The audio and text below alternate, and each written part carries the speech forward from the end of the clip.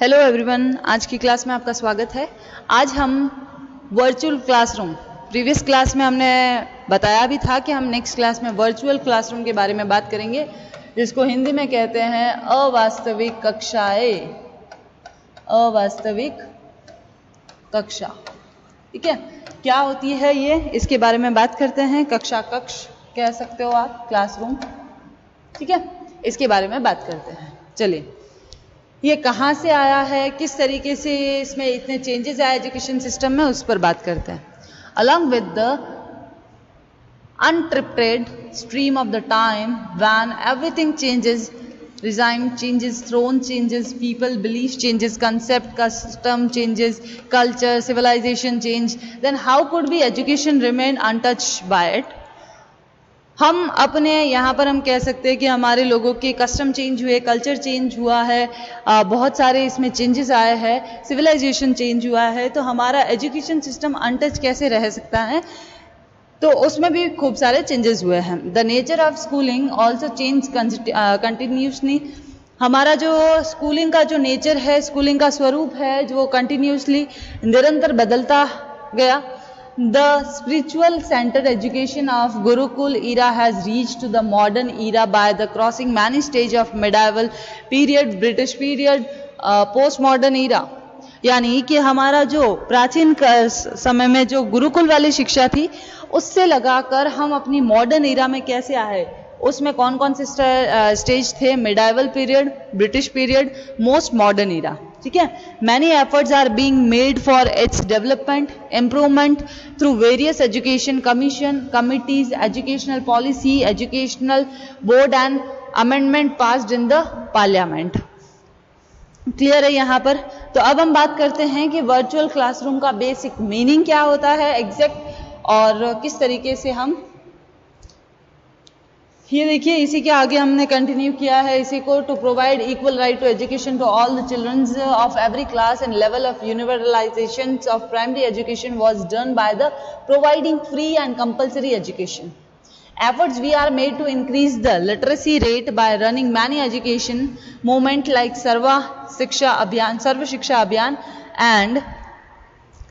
Sarva Shiksha Abhiyan and Rashtriya Madhyamik Shiksha Abhiyan Act. The biggest and the commendable work was the introduction of the open education system, which provide an opportunities to those people who had left their education incomplete due to some reasons or could be not go to school. But the most of revolutionary changes has come to the education system through the present and modern school of unrealistic classroom. यहाँ हम कह सकते हैं कि सबसे बड़ा और जो सराहनीय कार्य रहा मुख्य शिक्षा प्रणाली का परिचय, जिसने उन व्यक्तियों को अपनी शिक्षा पूरी करने का अवसर प्रदान किया जिन्होंने किसी रीजन से अपनी शिक्षा को अधूरी छोड़ दिया था, जो विद्यालय नहीं जा पाए, परंतु शिक्षा के क्षेत्र में क्रांतिकारी परिवर्तन आया है वो सिर्फ और सिर्फ हमारे वर्तमान और अत्याधुनिक ई लर्निंग अथवा वर्चुअल क्लासरूम के द्वारा। क्लियर है यहाँ पर? चले आगे मीनिंग पर बात करें। चलिए, क्या होता है मीनिंग ई स्कूल और वर्चुअल क्लासरूम? देखो, ई स्कूल के नाम से ये समझ आ रहा है कि ये फिजिकल स्कूल तो है नहीं। ठीक है, चलिए, non realistic classroom means an orbit that does not have the same space, time and other limitation as the real classroom. Real वास्तविक कक्षाओं के जो सेम जगह, सेम टाइम और बाकी की जो रेस्ट्रिक्शंस, बाकी के जो लिमिटेशंस होते हैं, वो जिस क्लासरूम में नहीं होते हैं, वो हमारा वर्चुअल क्लासरूम होता है। क्लियर है यहाँ तक? चलो आगे। The name of such as a modern education system in the present science and technology centred world is e-Vidyalaya, which is complete state of the art equipment of the communication and information technology such as a overhead projector, computer, internet, email and online chatting, DVD, World Wide Web, CD features of Rome and teleconferencing, iPod Act। यहाँ पर हम कह सकते हैं कि present में जो science और टेक्नोलॉजी सेंटर जो भी वर्ल्ड की ऐसी आधुनिक शिक्षा प्रणाली का नाम ई विद्यालय है, जिसमें कम्युनिकेशन, इंफॉर्मेशन टेक्नोलॉजी के सारे इक्विपमेंट जैसे कंप्यूटर हो गया, इंटरनेट हो गया, मेल हो गया, online classes, online chatting, DVD, world wide web, CD ROM, teleconferencing, iPad जैसी फैसिलिटीज उनको उपलब्ध हों। व्यवहारिक में साइबर विद्यालय कहे जाने वाले ई कक्षाओं में उपयुक्त नवीनतम प्रौद्योगिकी का उपयोग करके वास्तविक कक्षाओं की ट्रेडिशनल लर्निंग मेथड और इवैल्यूएशन सिस्टम तथा प्रशासनिक गतिविधियों को पार्टली तरीके से या फिर फुल तरीके से एफर्ट्स किया जा सकता है। क्लियर है यहाँ पर? ठीक है, अब बात करते हैं कि इसकी एक प्रोफेसर, जो भी हमारे प्रोफेसर्स होते हैं उनके अकॉर्डिंग ये जो ई लर्निंग है ये होता क्या है, या फिर हमारा वर्चुअल क्लासरूम यानी हम जहाँ, तो वो बेसिकली हम इन शॉर्ट ये कह सकते हैं कि जो वर्चुअल क्लासरूम है वो एक ऐसा वेब है, ठीक है, वेब बेस्ड एजुकेशन है जो अपने गंतव्य स्थान पर जाए बिना ही आपको वहाँ चल रही ट्रेनिंग और वहाँ चल रही जो भी एक्टिविटी है उसमें पार्टिसिपेट करवाता है।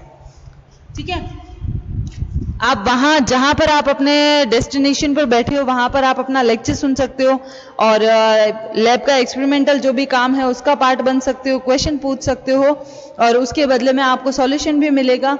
और मानो जैसे आप ट्रेडिशनल क्लासरूम में बैठकर ही अपना इंस्ट्रक्शन ग्रैब्स कर रहे हो, बस सिर्फ डिफरेंस इतना होगा कि आप जहाँ पर सुविधा अनुसार उस जगह डेस्कटॉप पर विराजमान होगे वहाँ पर सब कुछ कर सकते हो जहाँ आपको इंटरनेट और फोन कनेक्शन की सुविधाएं प्राप्त हो। इससे आपके ट्रेनिंग सेंटर तक जाने से रिलेटेड जो भी समय और पैसे हैं उन सब की बचत हो सकती है। क्लियर है? यानी ई स्कूल या वर्चुअल क्लासरूम एक स्टूडेंट के लिए बहुत बेनिफिशियल है। अगर स्टूडेंट अपने कन्वीनियंट के हिसाब से, अपने टाइम स्लॉट के हिसाब से, अपने लिमिटेशन के साथ अगर वो पढ़ना चाहता है, वो लर्न करना चाहता है, तो वो virtual classroom is the best option for students. ठीक है, जहां पर वो अपने हिसाब से काम कर सकता है, पैसों की बचत हो सकती है, उसके टाइम वेस्ट नहीं होगा। क्लियर है यहाँ पर? यानी सेव टाइम, सेव मनी। कैसे हो सकता है ये सब कुछ? ये सिर्फ वर्चुअल क्लासरूम की तरह। और ये वर्चुअल क्लासरूम में कोर्सेज इतने भी ज़्यादा एक्सपेंसिव नहीं होते कि हम उनको, एक स्टूडेंट उनको अफोर्ड नहीं कर सके। क्लियर है यहाँ पर? चलो आगे। अब हम बात करते हैं हमारे जो वर्चुअल जो क्लासरूम है उसके प्रोसेस के बारे में भी तो बात करना है। क्या होती है उसकी प्रोसेस, उस पर बात करते हैं। वर्चुअल क्लासरूम, ठीक है, उसकी प्रोसेस क्या होती है? चलिए देखिए, प्रोसेस में अगर हम बात करें तो अगर वर्चुअल क्लासरूम विद्यार्थियों तक पहुंचाने का काम करता है लेसन को और एक्टिविटी को, तो निश्चित रूप से परंपरागत क्लासरूम वास्तविक कक्षाओं से भिन्न है। ठीक है, तो चलिए सबसे पहले इसके मेथड्स पर बात करते हैं। सबसे पहला मेथड कि इस वास्तविक वर्चुअल क्लासरूम का जो सिस्टम है वो एक्सपीरियंस टीचर से पाठ्यक्रम के किसी विशिष्ट प्रकरण या खंड पर अनुदेशन सामग्री तैयार करवाई जाती है, फिर उनके बाद उनको प्रोसेस में डाली जाती है। यानी learning from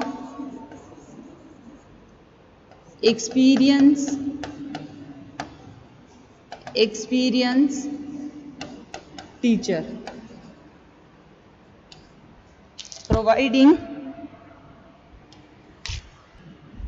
providing all content,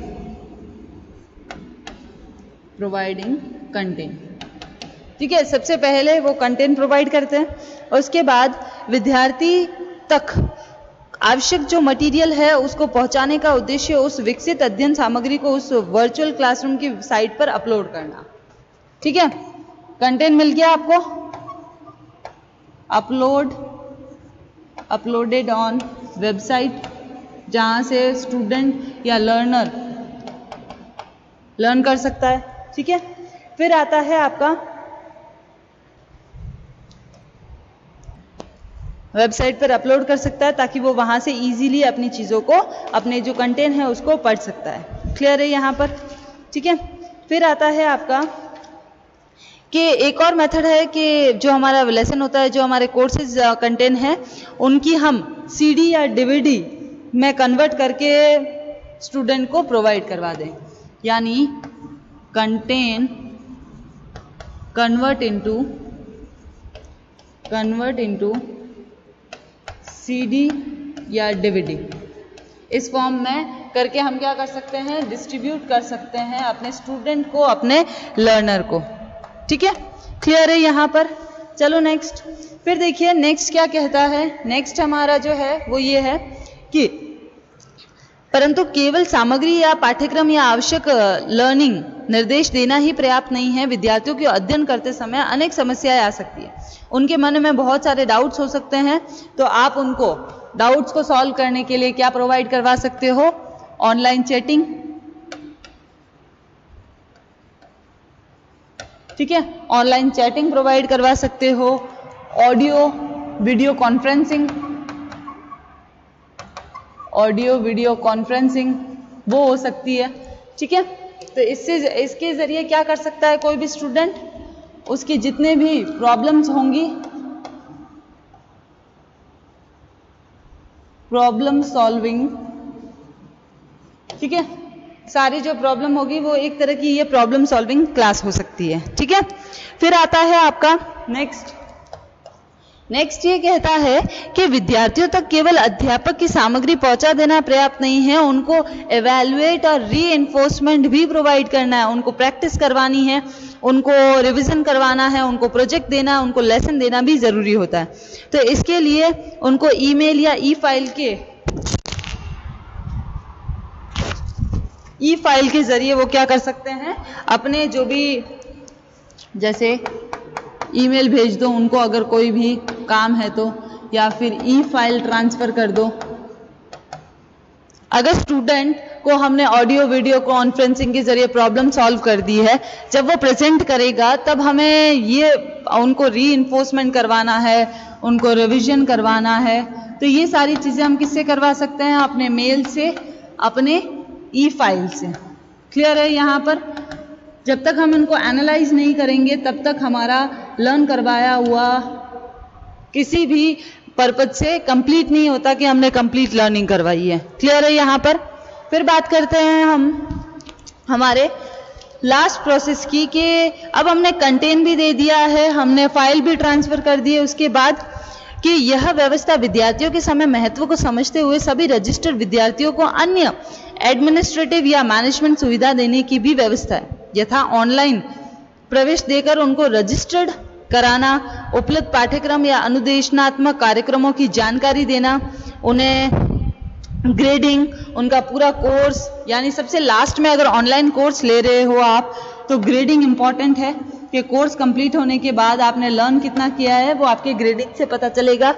उसके बाद जैसे डिग्री हो गई, ठीक है, उसके बाद जैसे आपका सर्टिफिकेट हो गया, ये सारी चीज़ें एक लर्नर जो होता है वो चाहता है कि जब वो ई लर्निंग या वर्चुअल क्लासरूम में स्टडी कर रहा है तो उसको ये सारी चीज़ें अवेलेबल हो, तभी वो उस वर्चुअल क्लासरूम का एक्चुअल जो मीनिंग है वो कंप्लीट होगा और एक लर्नर जो है वो सेटिस्फाइड होगा।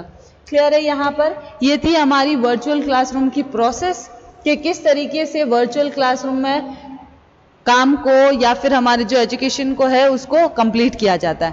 तो सबसे पहला क्या था, लर्निंग फ्रॉम एक्सपीरियंस टीचर, ठीक है। उसके बाद अपलोडेड ऑन वेबसाइट जो content convert into DVD and CD. फिर आता है आपका ऑनलाइन चैटिंग, मेल ट्रांसफर करो, फाइल ट्रांसफर करो, फिर ग्रेडिंग डिग्री। क्लियर है यहाँ पर? अब हम बात करते हैं हमारे utility and benefits of E classroom और वर्चुअल क्लासरूम, ठीक है।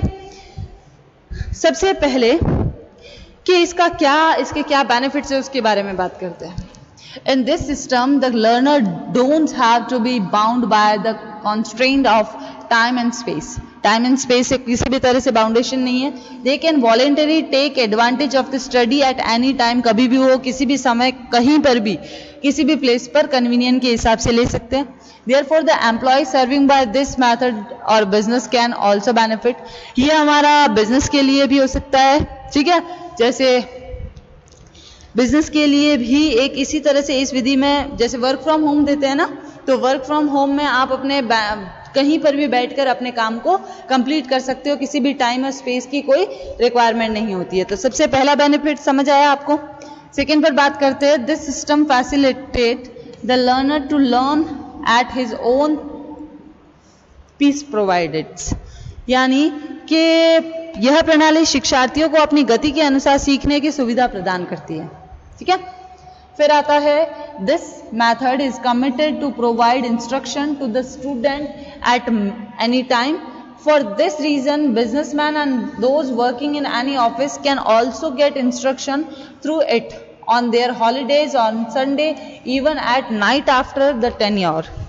यानी कि यह पद्धति विद्यार्थियों को किसी भी समय अनुदेशन प्रदान करने के लिए वचनबद्ध, कमिटेड है.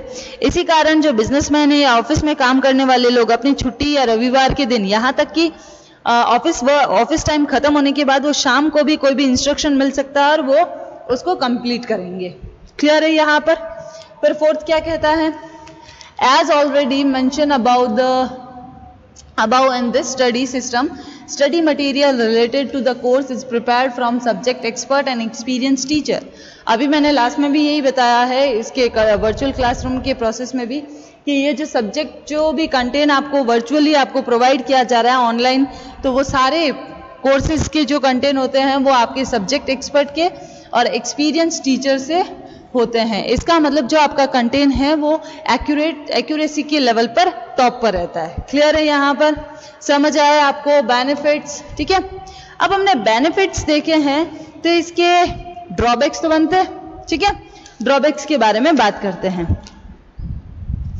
सबसे पहला, चलिए ड्रॉबैक्स को हम खुद बनाते हैं, खुद लिखते हैं. देखिए ड्रॉबैक्स में सबसे पहला कि किसी ने कहा है कि डिसिप्लिन मेंटेन करने के लिए आपको रेस्ट्रिक्शन लगाना जरूरी है. किसी सीमा तक यह उचित भी है. हालांकि अगर आप इतना ज़्यादा, ऑनलाइन में हमने क्या कहा है कि ज़्यादा फ्लेक्सिबल होता है, ज़्यादा आप कन्वीनियंट टाइम स्पेस के हिसाब से कर सकते हो, तो यहाँ पर लैक ऑफ डिसिप्लिन हो जाएगा, ठीक है. यहाँ पर एक सेकेंड,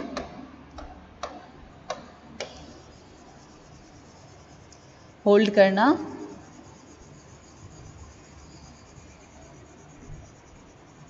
हाँ, lack of discipline.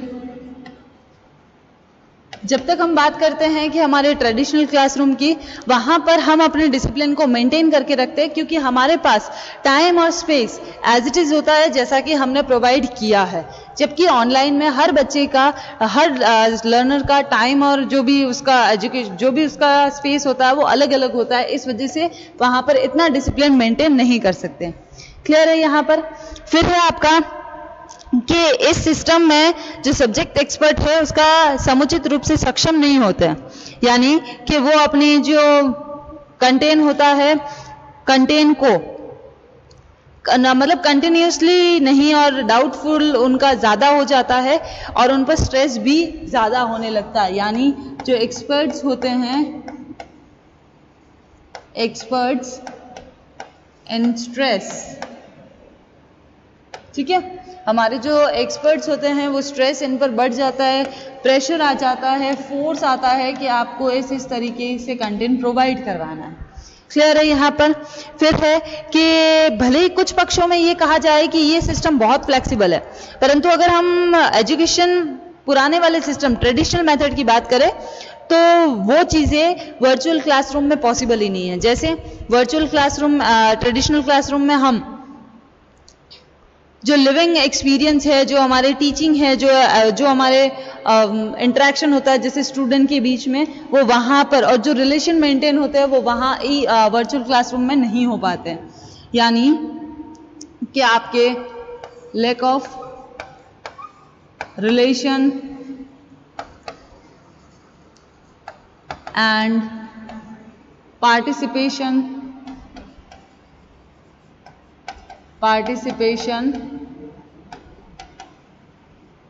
in any